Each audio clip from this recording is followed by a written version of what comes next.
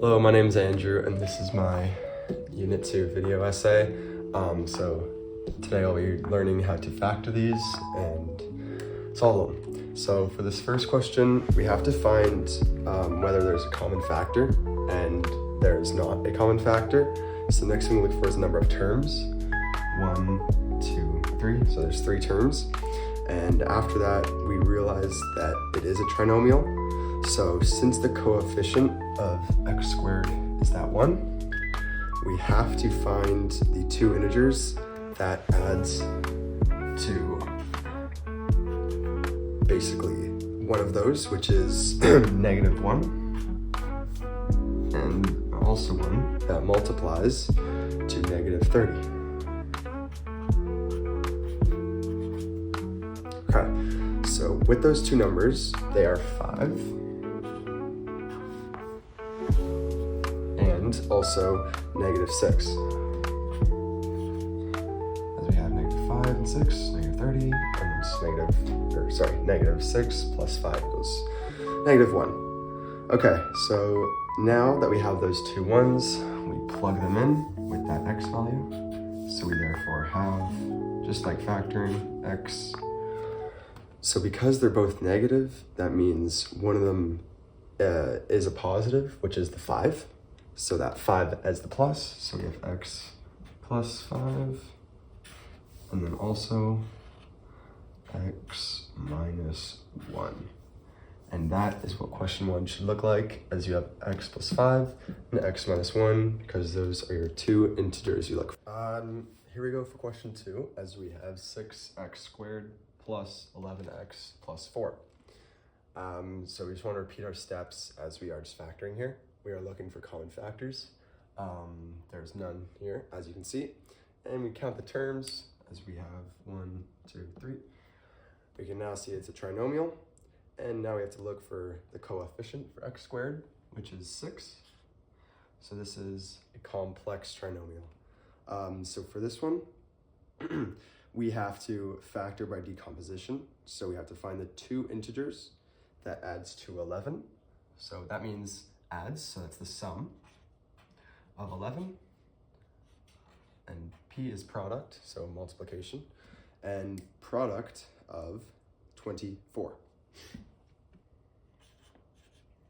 Okay, so these 2 numbers are 3 and 8, so we can just plug this in here, as we'll need these numbers coming right up. Okay, it's coming down here. So now for this step, we can replace the middle term, 11x, with these 2 integers. So that means it looks something like this.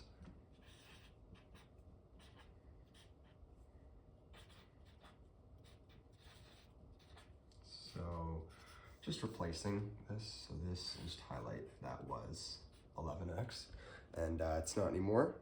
So now basically all I have to do now is factor that by grouping. So this basically means 6x plus 3x. What does that equal? Well, we can't do that yet, as we still need to do 8x plus 4. So with factoring in these groups, we have 2x and then this. So we have 6x squared. So on this one, we will just have factored out. So we will eventually come out with this as a complex kind of binomial factor. So for this one, we will have 2x plus 1. So we have 2x plus 1 and 3x plus 4, just because imagine the 8x was there instead of that 3. Just so we can do that better. So we leave this, and instead we have that 8, and because we have that 2, it kind of just works out there. So this leaves our final answer to be 2x plus 1, and then in the other bracket, 3x plus. For question 3, let's factor this expression, 5xy squared plus 10x squared y plus 25xy cubed. All right, so the first thing we have to look for is the greatest common factor, because that's what we're doing here. So you can see all of them have a 5 in them, 5 5s, 2 5s, 1 5, so 5. Also, they all have one x and one y, at least. Some have more, some just have one. So GCF equals 5. Cool. That's what we're gonna start with. So for greatest common factoring term and that order, we are going to have to divide 5xy from all of them. So now 5xy squared divided 5xy equals 5xy. Pretty obvious. Now next one that we do have is 10x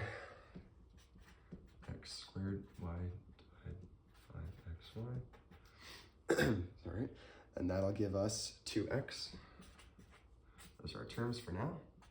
One more is we have that 25xy cubed divided 5xy.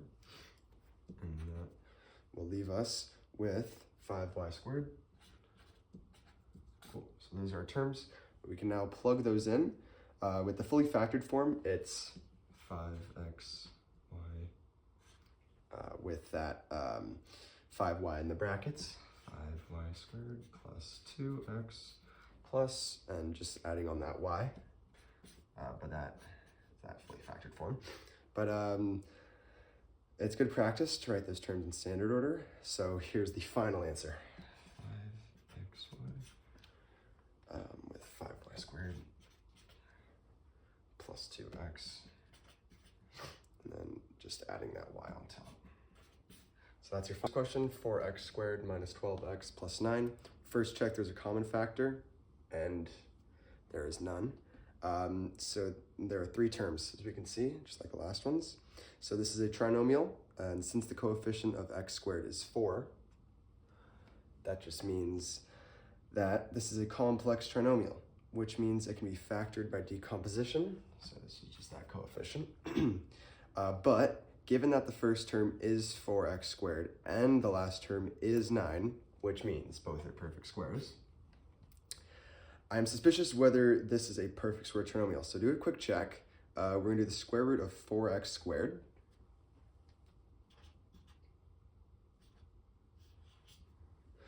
And basically, square root of 4x squared is 2x.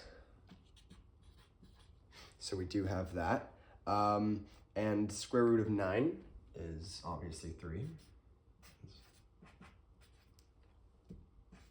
Cool, so we have these 2 square roots. Multiplying 2x and 3 is 6x. So 2x times 3 is equal to 6x. Cool. Which is now, then doubling it is 12x, which is the middle term. Times 2, could just write that, 12x. That's the middle term. So this is the perfect squared trinomial, which we can factor easily using the formula, and the factored expression would be the 2, basically x minus that 3 all squared. So that's what that would look like. This one, the last question, is 81x squared minus 49. We can do a little check for common factor, and there is none. There is 2 terms, so this is a binomial. First term is a perfect square, as we have 81. And the last term is also a perfect square, as we have 49. So since there is a minus between the 2 terms, this is a difference in squares. So we do have that minus, just showing. So there's that, and then which can be easily factored using the formula, and the factored expression would be 9 minus, because that's the thing, 7 times 9 plus 7. Throw this there.